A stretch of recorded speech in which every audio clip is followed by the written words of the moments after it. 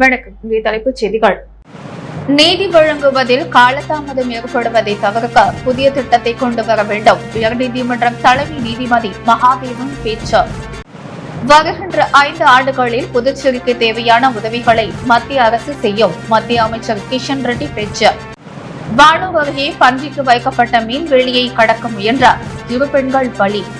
நீதிமன்றங்கள் நீதி வழங்கக்கூடிய தன்மையிலேயே சிறந்து நிற்க வேண்டும். வழங்கப்படக்கூடிய நீதி காலம் தாழ்த்தாது வழங்கப்பட வேண்டும் என புதுவையில் நடைபெற்ற 7 நீதிமன்றங்கள் திறப்பு விழாவில் பங்கேற்ற உயர்நீதிமன்ற தலைமை நீதிபதி மகாதேவன் தெரிவித்துள்ளார்.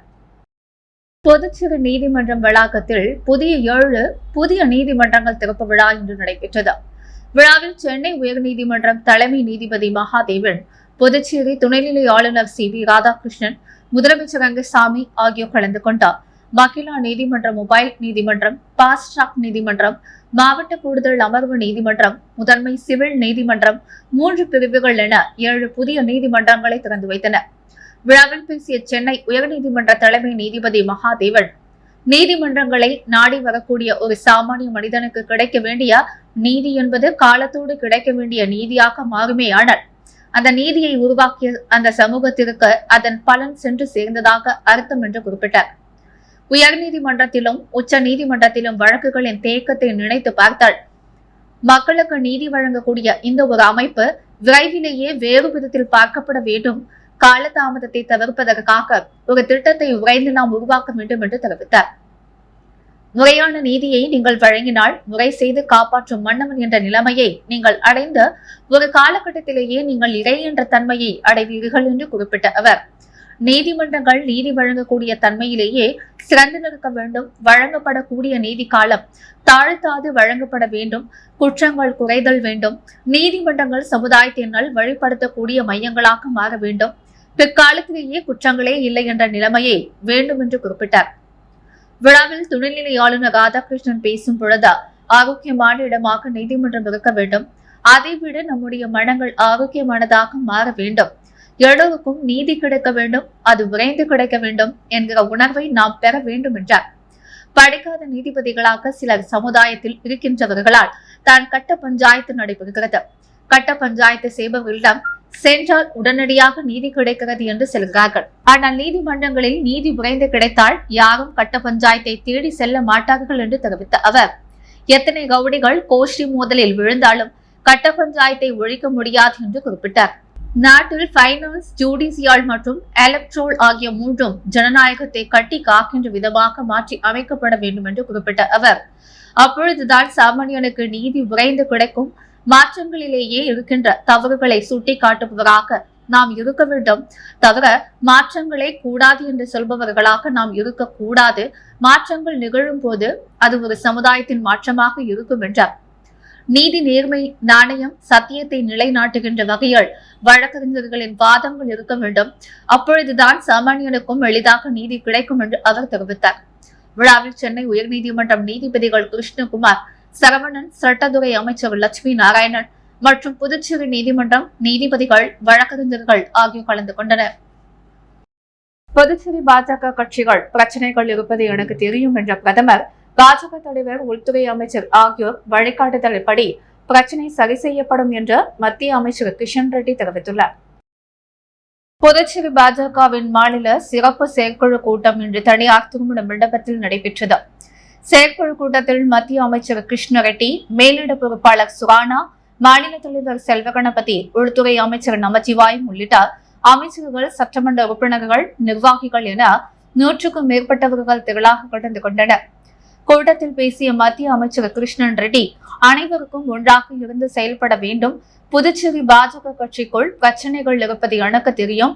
பிரதமர், பாஜக தலைவர், உள்துறை அமைச்சர் ஆகியோர் வழிகாட்டுதல் படி இப்பிரச்சனை சரி செய்யப்படும் என்று குறிப்பிட்ட அவர், அனைவரும் ஒன்றாக இருந்து செயல்பட வேண்டும்.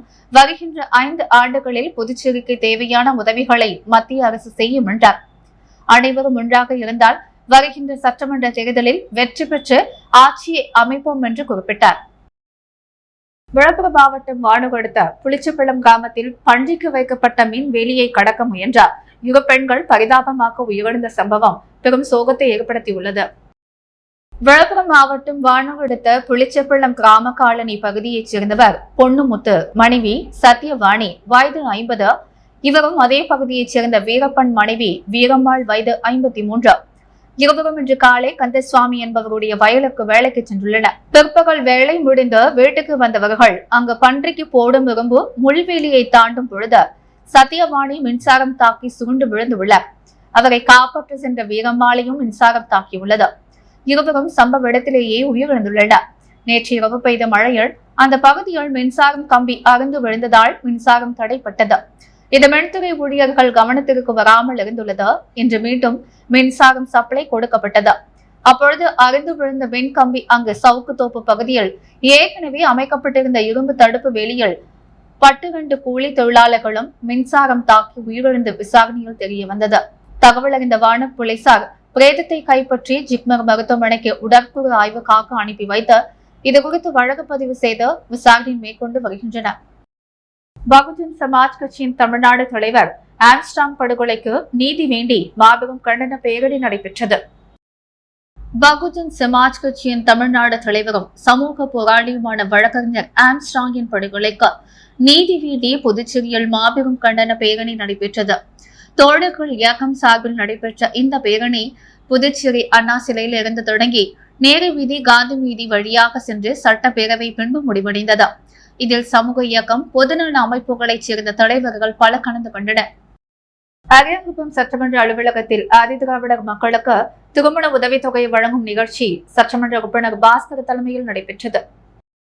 புதுச்சேரி அரசு ஆதிதிராவிடர் நலத்துறை மூலம் வறுமை கோட்டுக்கு கீழ் உள்ள தாழ்த்தப்பட்ட மக்களுக்கு திருமண உதவித்தொகையினை வழங்கி வருகிறது. அதன் அடிப்படையில் அரியாங்குப்பம் தொகுதிக்குட்பட்ட பகுதியில் உள்ள தாழ்த்தப்பட்ட மக்களுக்கான திருமண உதவித்தொகையாக தலா 1 லட்சம் ரூபாய் என 9 பயனாளிகளுக்கு 9 லட்சம் ரூபாய் பெறுவதற்கான ஆணையினை சட்டமன்ற உறுப்பினர் பாஸ்கர் என்கிற தட்சிணாமூர்த்தி பயனாளிகளுக்கு வழங்கினார்.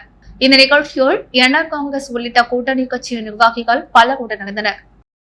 விளவக்கரை தொகுதிக்குட்பட்ட புதுநகரில் விஷவாயு தாக்கி உயிரிழந்த 3 பேரின் குடும்பத்தினருக்கு முன்னாள் அமைச்சர் பன்னீர்செல்வம் ஆறுதல் தெரிவித்து நலத்திட்ட உதவிகளை வழங்கினார். புதுச்சேரி விளவக்கரை தொகுதிக்குட்பட்ட புதுநகரில் கடந்த மாதம் விஷவாயு தாக்கியதில் 3 பெண்கள் உயிரிழந்த சம்பவம் பெரும் அதிர்ச்சியை ஏற்படுத்தியது. இந்த நிலையில் கடந்த ஒரு மாதமாக சொந்த வேலையாக வெளிநாடு சென்றிருந்த தொகுதி முன்னாள் சட்டமன்ற உறுப்பினரும் முன்னாள் உள்ளாட்சித்துறை அமைச்சருமான பன்னீர்செல்வம் நேற்றிரவு புதுச்சேரி திரும்பினார். இதையடுத்து இன்று காலை உயிரிழந்த 3 பேர் குடும்பத்தினரையும் பாதிக்கப்பட்டவர்களையும் முன்னாள் அமைச்சர் பன்னீர்செல்வம் நேரில் சந்தித்து ஆறுதல் தெரிவித்தார். மேலும் அரிசி, மளிகை பொருட்கள் உட்பட நலத்திட்ட உதவிகளை பாதிக்கப்பட்டவர்களுக்கு வழங்கினார். அப்பொழுது என்ஆர் காங்கிரஸ் நிர்வாகிகள், புதுநகர் நலசங்க நிர்வாகிகள் உட்பட அப்பகுதி மக்கள் உடன் இருந்தனர். வடவேலி சிவலிங்கபுரம் பகுதியில் எழுந்தருளி உள்ள ஸ்ரீ சிவ சைலநாதர் ஆலயத்தின் திருத்தேரு வீதி உலா சிறப்பாக நடைபெற்றது. புதுச்சேரி மணவெளி கிராமத்தில் எழுந்தருளி உள்ள அருள்மிகு ஸ்ரீ திரிபுர சுந்தரி உடனுரை சிவ சைலநாதர் ஆலயத்தின் 60ஆம் ஆண்டு பிரம்மோற்சவ விழா கடந்த வாரம் கொடியேற்றத்துடன் துவங்கியது. தொடர்ந்து இவ்வாலயத்தில் சிறப்பு அபிஷேக அலங்காரத்துடன் பூஜைகள் நடைபெற்று தினம்தோறும் சுவாமி வீதி உலா நடைபெற்று வந்தது. தொடர்ந்து நேற்று முன்தினம் சுவாமி திருக்கல்யாணம் நிறைவு பெற்று நேற்று காலை திருத்தேரு வீதி உலா நடைபெற்றது. இதில் தொகுதியின் சட்டமன்ற உறுப்பினரும் சட்டப்பேரவை தலைவருமான ஏம்பலம் செல்வம், அரியாங்குப்பம் சட்டமன்ற உறுப்பினர் பாஸ்கர் என்கிற தட்சிணாமூர்த்தி, முதலமைச்சரின் பாதுகாப்பு அதிகாரி ஜெயராம், காங்கிரஸ் மாநில செயற்குழு உறுப்பினர் விஜயலட்சுமி, ஜெயமூர்த்தி, திமுக நிர்வாகி சிவசங்கரன், மதிமுக நிர்வாகி செல்வராஜ் உட்பட முக்கிய பிரமுகர்கள் சிறப்பு அழைப்பாளராக கலந்து கொண்டு சுவாமி தரிசனம் செய்து திருத்தேரினை வடம் பிடித்து இழுத்து தேரோட்டத்தினை துவக்கி வைத்தனர். மேலும் இந்த நிகழ்ச்சியில் ஏராளமான பக்தர்கள் கலந்து கொண்டு சுவாமி தரிசனம் செய்தனர். வழிபட்டனர். இந்நிகழ்ச்சிக்கான ஏற்பாடுகளை ஆலய நிர்வாக குழுவினர், கிராம பொதுமக்கள் ஆகியோர் இணைந்து செய்திருந்தனர். பாஜக மாநில விவசாய அணி தலைவர் ராமுவின் பிறந்தநாள் விழா சபாநாயகர் ஏம்பலம் செல்வம் தலைமையில் நடைபெற்றது. புதுச்சேரி பாரதிய ஜனதா கட்சியின் மாநில விவசாய அணி தலைவர் ராமுவின் பிறந்தநாள் விழா தவளக்குப்பம் பகுதியில் கேக் வெட்டி இனிப்புகள் வழங்கி கொண்டாடப்பட்டது. மேலும் இந்நிகழ்ச்சியில் சபாநாயகர் ஏம்பலம் செல்வம் இந்நிகழ்ச்சியில் கலந்து கொண்டு பொன்னாடை போர்த்தி பூங்கொத்து கொடுத்து பிறந்தநாள் வாழ்த்தினை தெரிவித்தார். மேலும் இந்நிகழ்ச்சியில் மாநில மற்றும் தொகுதி பாஜக நிர்வாகிகள், தொழிலதிபர்கள், பலர் இந்நிகழ்ச்சியில் கலந்து கொண்டு சால்வி அணிவித்து தங்களது பிறந்தநாள் வாழ்த்துக்களை தெரிவித்துக் கொண்டனர்.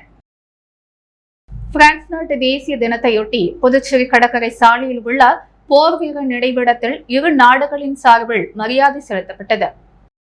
பிரான்ஸ் நாட்டில் கடந்த 1789ஆம் ஆண்டு ஜூலை 14ஆம் தேதி அந்நாடு தலைநகரம் பாரிஸில் உள்ள பஸ்தி என்ற சிறைச்சாலையை மக்கள் புரட்சி மூலம் தகர்த்தது. மன்னராட்சியை முடிவுக்கு கொண்டு வந்த மக்களாட்சியை நிறுவினர். இந்த தினம் பிரான்ஸ் நாட்டு தேசிய தினமாக கொண்டாடப்படுகிறது.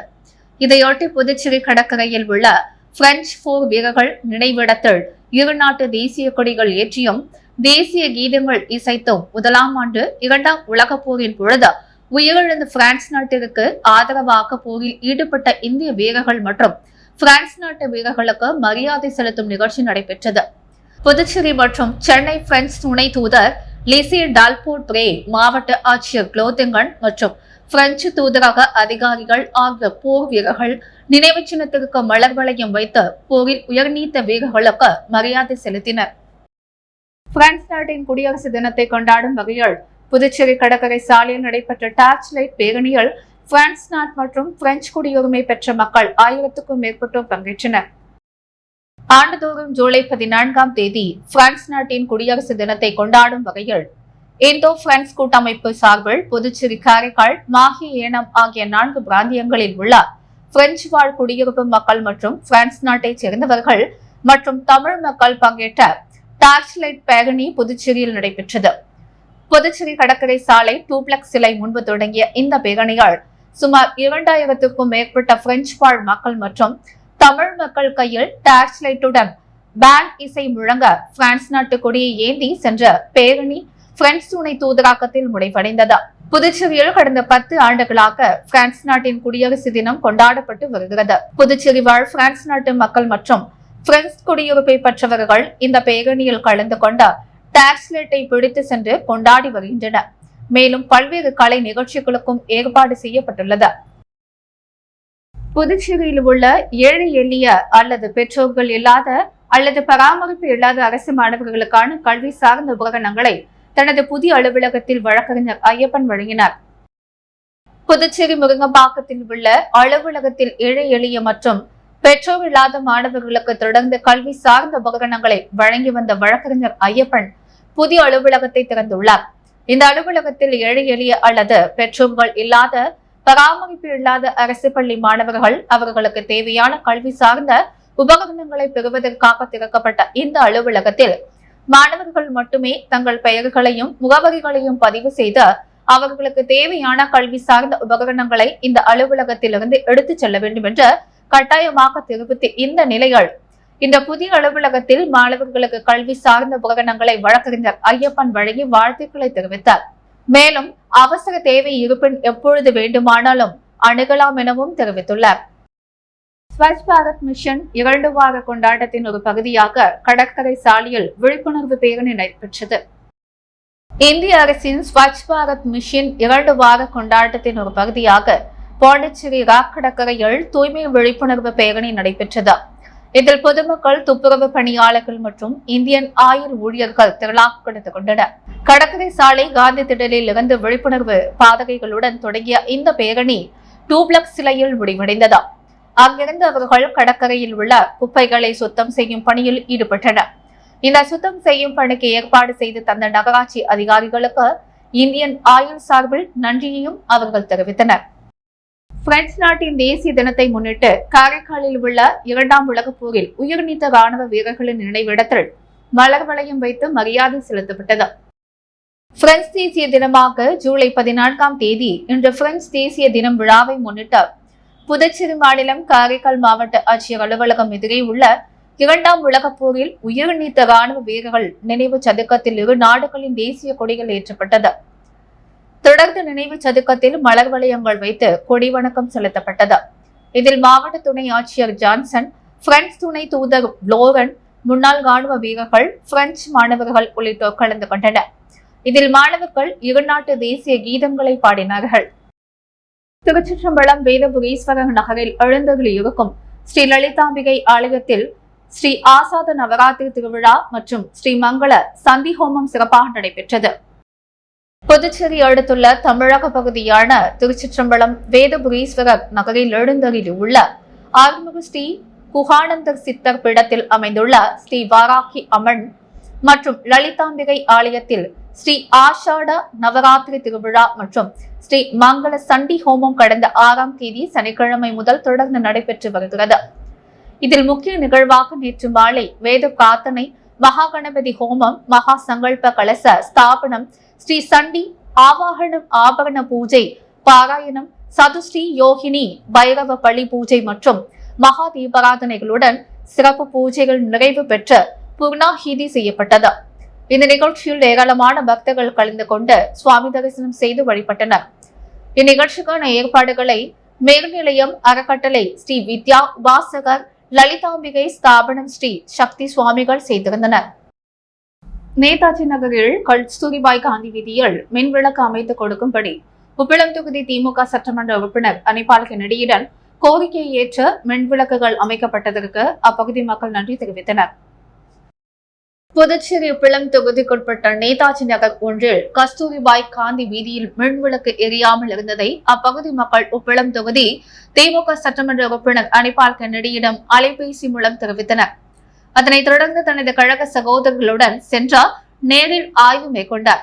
பின்னர் மின்துறை அதிகாரிகளை சம்பவ இடத்திற்கு விரைந்து வரவழைத்து அங்கு நேரில் வந்த இளநிலை பொறியாளர் சுரேஷ் மற்றும் மின்பாதை ஆய்வாளர் வேல்முருகனிடம் அப்பகுதி மக்கள் முன்னிலைகள் மின் விளக்கு எரியாமல் இருந்ததை காண்பித்தார். மேலும் ஒரு புது கம்பம் அமைத்து கூடுதல் மின் விளக்கு அமைத்து கொடுங்கள் என்று கோரிக்கை வைத்தார். மின் விளக்கு அமைத்து தருகிறோம், புது மின் கம்பம் சிறிது வாரம் கழித்து அமைத்து பணிகளை முடித்து தருவதாக அதிகாரிகள் உறுதியளித்தனர். உடனடியாக மின் விளக்குகள் அமைக்கப்பட்டதா, மின் விளக்குகள் எரிந்ததால் அப்பகுதி மக்கள் மகிழ்ச்சியடைந்து சட்டமன்ற உறுப்பினருக்கு நன்றி தெரிவித்தனர். அப்பொழுது தொகுதி செயலாளர் சக்திவேல், காங்கிரஸ் செயற்குழு உறுப்பினர் ராஜ்குமார், திமுக சிறுபான்மை அணி நோயாள் தோமுச துணை அமைப்பாளர் மிஷேல், கிளை செயலாளர்கள் செல்வம், காலப்பெண், ராகேஷ், பிரமுகர் திருமுருகன் ஆகியோர் உடனிருந்தனர். புதுச்சேரியில் இன்றைய தங்கம் மற்றும் வெள்ளி விலை நிலவரம்.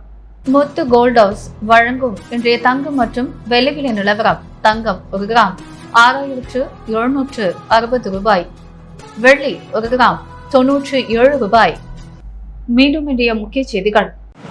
நீதி வழங்குவதில் காலதாமதம் ஏற்படுவதை தவிர்க்க புதிய திட்டத்தை கொண்டு வர வேண்டும். உயர்நீதிமன்றம் தலைமை நீதிபதி மகாதேவன் பேச்சு. வருகின்ற 5 ஆண்டுகளில் புதுச்சேரிக்கு தேவையான உதவிகளை மத்திய அரசு செய்யும். மத்திய அமைச்சர் கிஷன் ரெட்டி பேச்சு. வானூர் அருகே பன்றிக்கு வைக்கப்பட்ட மீன்வெளியை கடக்க முயன்ற 2 பெண்கள் பலி. பிரான்ஸ் நாட்டு தேசிய தினம். புதுவையில் போரில் உயிர்நீத்த வீரர்களுக்கு மரியாதை. புதுவையில் பிரான்ஸ் நாட்டு குடியரசு தினத்தை கொண்டாடும் வகையில் டார்ச் லைட் பேரணி. இத்துடன் எஸ் மீடியா செய்திகள் நிறைவடைகிறது. வணக்கம்.